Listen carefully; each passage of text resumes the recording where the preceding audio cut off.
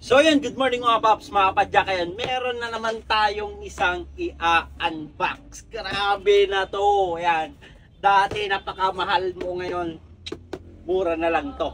Ayan, syempre dito sa Pops Bike Shop, kilala kami sa mga isa sa pinakamura. Ayan, syempre may mga parts tayong mahal, meron tayong parts na mura. Ayan, di naman lahat totally mura. Ayan, minado tayo doon. So, katulad nito, pinagmamalaki na namin ulit tong cool. Ayan, kung dati nabibili mo to ng 5,500, pero ngayon, grabe, laki ng minura. So, buksan na natin, wag na natin patagalin. Yung presyo, mamaya na, panoorin nyo muna tong buong video. Ayan, makikita nyo naman, box pa lang, napakaganda na. Ayan o, naka-individual box sila. Ayan, available size na ito, 29, walang stock na 27. Ayan. Buksan natin. Dadadadadan. Ayan. Yung port natin naka-bubble wrap at may support pa siya dito na box. Ayan. Tingnan na natin. Ayan.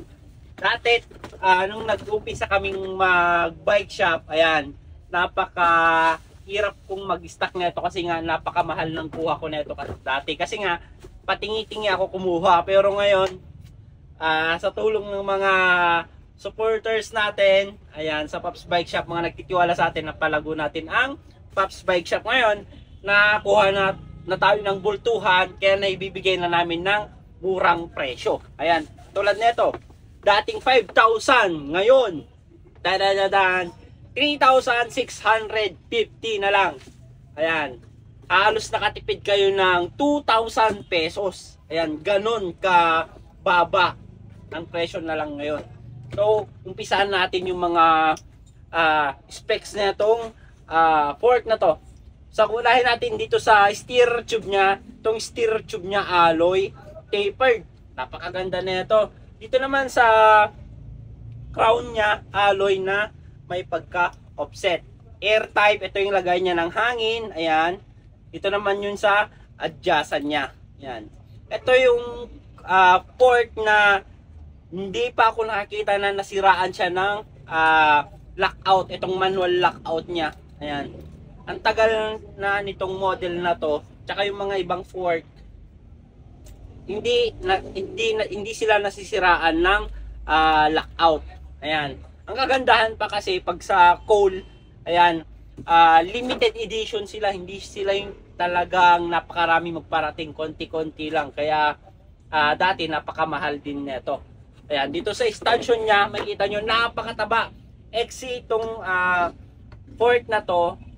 Itong fork niya 34, ang travel na to 100. Ayan, goods na goods pang XC. Makikita nyo naman, napakataba. Itong fork na to pang quick release 9mm, naka-post mount natin na rin. Ayan. So ito yung kabuuan ng fork. Ayan, timbangin naman natin ngayon. 1.994. Ayan. Napakagaan. Ayan, halos makatimbang niya lang yung mga 32 na fork. Ayan, kagandahan pa nito, matte finish na tong kulay niya, tas tong decals niya kulay black na makintab, yung tinatawag nilang stealth black. Ayan, kung gusto niyo mag-order, nasa yellow basket. Ayan, kung gusto niyo naman mag-walk-in dito sa Pops Bike Shop, 2139 Aurora Boulevard, Santa Cruz, Manila. Thank you. Mga nasa malalayong lugar naman na gusto magpakita ng suportas dito sa Pops Bike Shop at gusto mag-order, ayan, visit lang kayo dito sa mga legit account namin. Dito lang kayo pwedeng makipag-transact para legit at di kayo may scam. Visit lang kayo sa TikTok, Shopee, Lazada namin. Pops Bike Shop Official. Ayan, ito yung mga legit account namin. Jason Bike Parts. Bikers Need. Thank you mga Pops, mga Padjak. Ayan, dito na kayo makipag-transact at mag-order. Thank you.